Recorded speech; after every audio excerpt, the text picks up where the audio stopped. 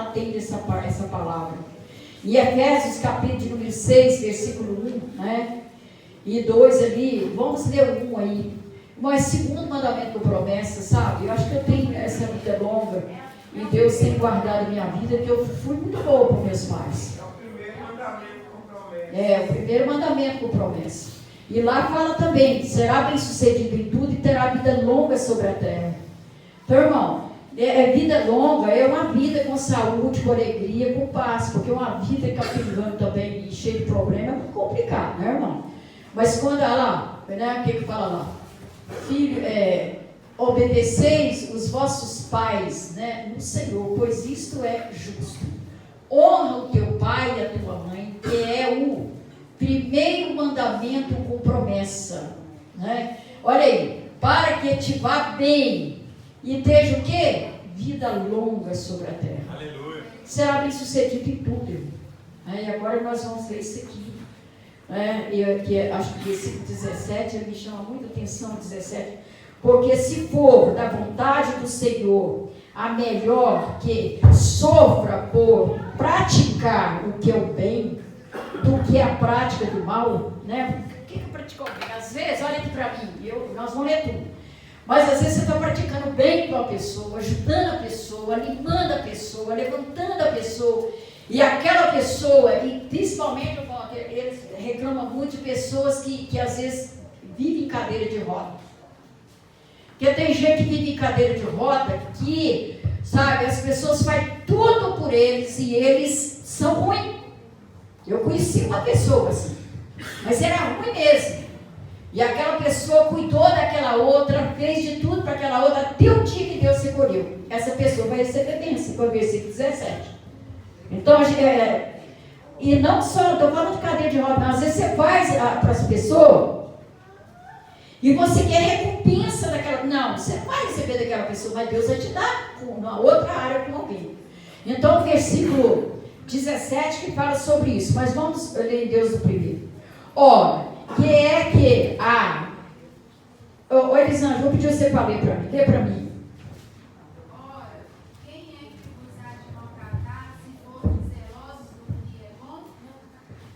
Você já notou eles zelosos por que é bom? Continua, Elisângela. Mas, ainda que venhas a sofrer por causa da justiça, bem-aventurados sois. Não vos amedronteis, portanto, com as suas ameaças, nem fiqueis alarmados. Você está vendo? Isso aqui que Deus está falando comigo. Que às vezes você ajuda uma pessoa, irmão, aqui, ó, olhando para mim nessa plateia, tem que ir de cá, daqui de cá. Quantas vezes você que está olhando para mim, você fez bem para alguém? Você fez tudo, e aí lá no mundo fala assim, a pessoa pisou no prato que comeu. É ou não é, igreja?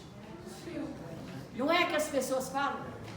Então, irmão, não importa, uma pessoa muito difícil. Mas quando ele escreveu isso, ele sabia que nós íamos passar por isso. Às vezes você passa para aquela pessoa tudo, e a gente só recebe afronta, só tem coisa que não agrada, mas não espera receber daquele lado. Deus vai te dar do outro lado. E é aqui nessa terra. Lembra quando os discípulos chegou para Jesus e disse: mestre, esse negócio está errado aí. Todo mundo está depositando tudo nos seus pés aí. Aí o Senhor Jesus falou assim: olha, eu acho que deve ter sido até Pedro, né, que falou aqui. Jesus falou assim: deixa eles fazer, porque ainda antes de morrer eles vão ter a recompensa. É Jesus que fala, quando os discípulos estavam depositando tudo nos pés do Senhor. Então vamos lá, o segundo, Elisângela. Antes, santificai a Cristo como Senhor em vosso coração, estando sempre preparados para responder a todo aquele que vos pedir razão da esperança que há em vós. Você já pensou que antes santificai em Cristo como Senhor em vossos corações, está vendo? Então, santificar em Cristo com o Senhor Jesus nos nossos corações, porque senão a gente não se importa, não. Senão a gente vai virar o balde, vai falar picuinha, vai, sabe, fazer coisa que não deve. Mas olha o que é que está falando o versículo. Pode ler, Elisângela. Você pôs no quadro? A senhora quer que repete ele? Pode. Antes, santificai a Cristo como Senhor em vosso coração, estando sempre preparados para responder a todo aquele que vos pedir razão da esperança que há em vós.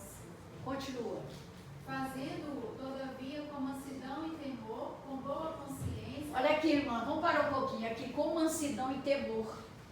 E com boa consciência, com a mente.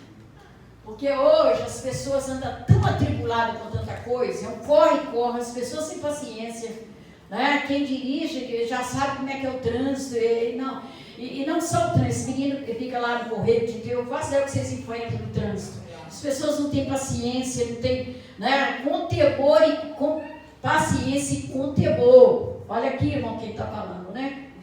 De modo que aniquilo aquilo que fala contra vós, né? Ou contra vós outros. Quer dizer, sempre alguém vai falar, a gente vai falar coisa boa e vocês ainda aniquila. Tenta apagar aquilo de bom que você fez.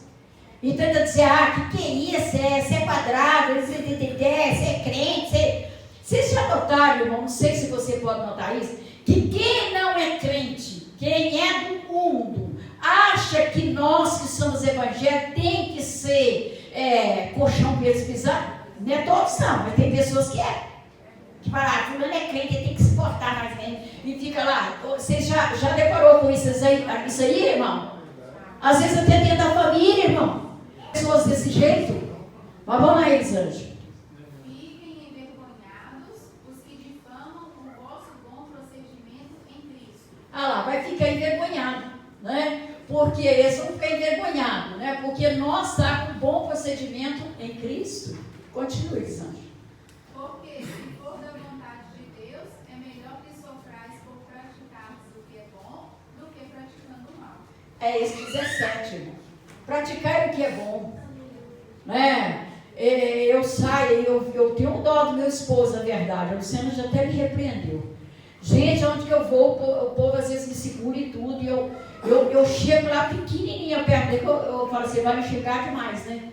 Mas, irmãos, o que você está passando para as pessoas, e às vezes você vai, você ajuda pessoas, você fala tudo para as pessoas, e as pessoas ainda traz afronta. Então, o pastor até falou comigo, dessa vez lá, a menina, né, que eu até leio a lembrancinha para ela agora, que você falou que essa última vez que ela fez até a ruindade com você lá. Né? Essa que eu trouxe lá, está lembrando? Então, querido, onde é que você vai? E você não recebe daquelas pessoas, não.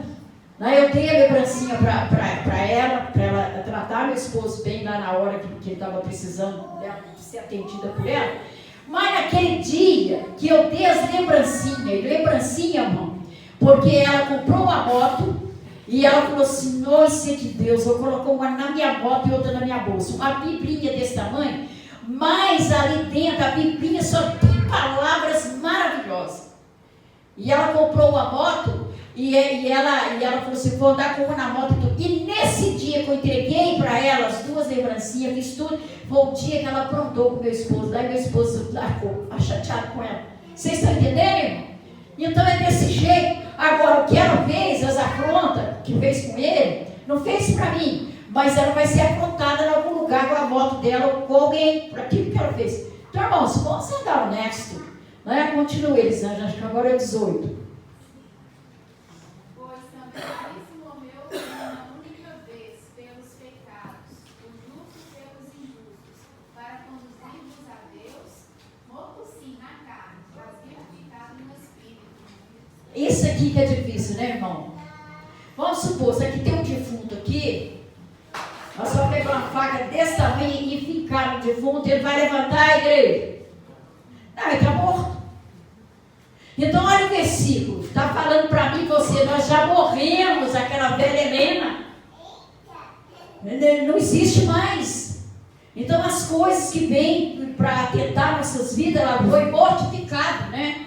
E vivificada lá. Pois também em Cristo, Cristo morreu uma única vez, pelos os pecados, pelos pecados do justo e pelos pecados dos injustos, para conduzir-vos a quem? A Deus, fonte viva.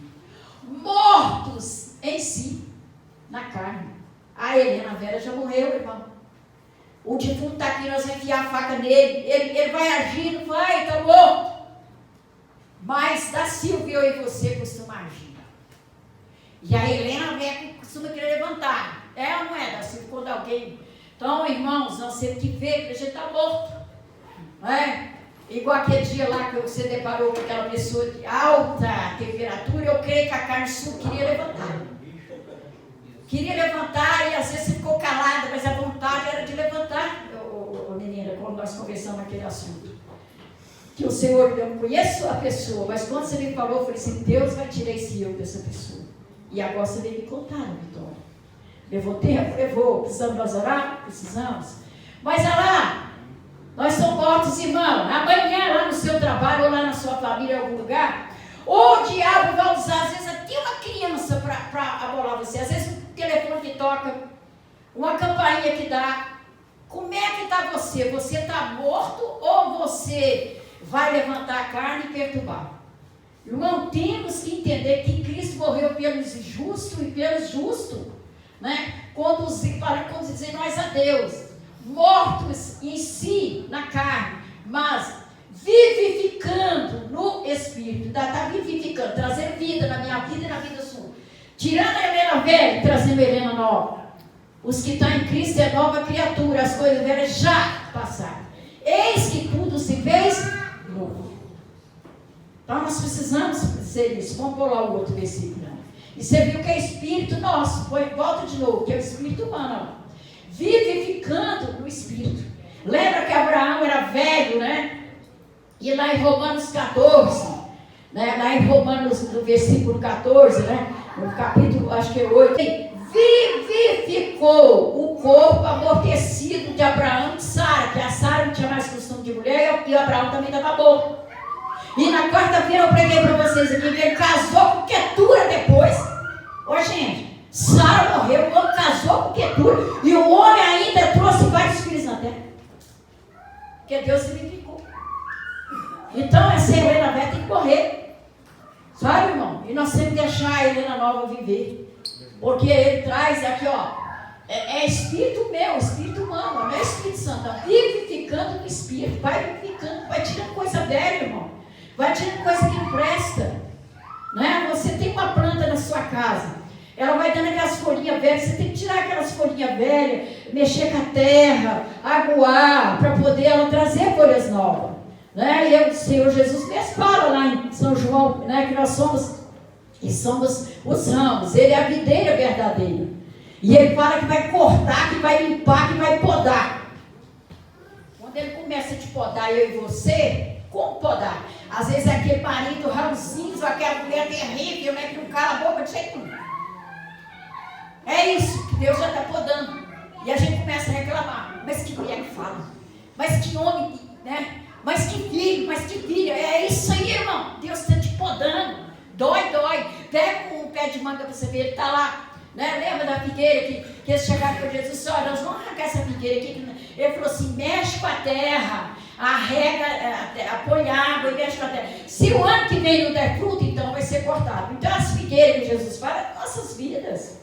Nós precisamos, irmão, deixar, sabe? E é aquilo que fala no sofrimento das coisas, igual o 17 que eu falei com você. Às vezes você está sendo assim, lapidado por alguém, às vezes é dentro da família, às vezes é o marido, às vezes é o filho, às vezes é o vizinho, irmão, que não dá sossego, né? Que você tem problema com ele. Mas pensa, Deus está formando um caráter bom com você, com aquele vizinho, que você tenha paciência. Né? Por exemplo, agora lá na minha rua, tá que só o sangue do cordeiro. Então, o meu esposo quer. Sabemos que ainda temos a oração dos pais para os filhos que o Márcio vai orar. E agora, meu Pai, eu te peço. Deus querido, o Senhor mesmo diz em São João capítulo 6, 51. Eu sou o pão vivo, Deus eu te sei. Que de mim se alimentar, por mim viverá. Pai, eu sei que agora, Pai, este pão que nós vamos orar não foi comprado em padaria. Mas este pão, quem alimenta dele é a alma. Então, querido Deus, que o Senhor venha tocar em cada partícula desses pães. Estou orando, Senhor, juntamente com a igreja, porque esses pães, meu Pai, vai nos lares para aquelas pessoas que não podem estar conosco, como a Maria, como a Sandra, como o Sérgio. Deus querido, venha trazer a vitória sobre esses pães. Que esses pães se tornem pão vivo que desceu dos céus, como naquele dia, a última ceia, que o Senhor se viu ali para os discípulos, e o Senhor disse: este pão eu darei para a vida do mundo, que é a minha carne. Então, Pai, consagra este pão agora. Consagra também, Senhor, o vinho. Pai querido, quem beber deste vinho, Senhor, os irmãos que estão em casa, aqueles que estão doentes, aqueles que estão desanimados, aqueles que estão tristes, aqueles que estão sendo ameaçados por pensamentos negativos que Satanás não dá prazo, mas o seu sangue apaga toda transgressão. E que o Senhor venha colocar, meu Pai, neste vinho, Senhor, Pai, aquele sangue que foi vertido na cruz do Calvário para me comprar para a vida eterna, em cada cálice, Senhor, nesse vidro que vai ficar ali, Senhor, que seja consagrado também.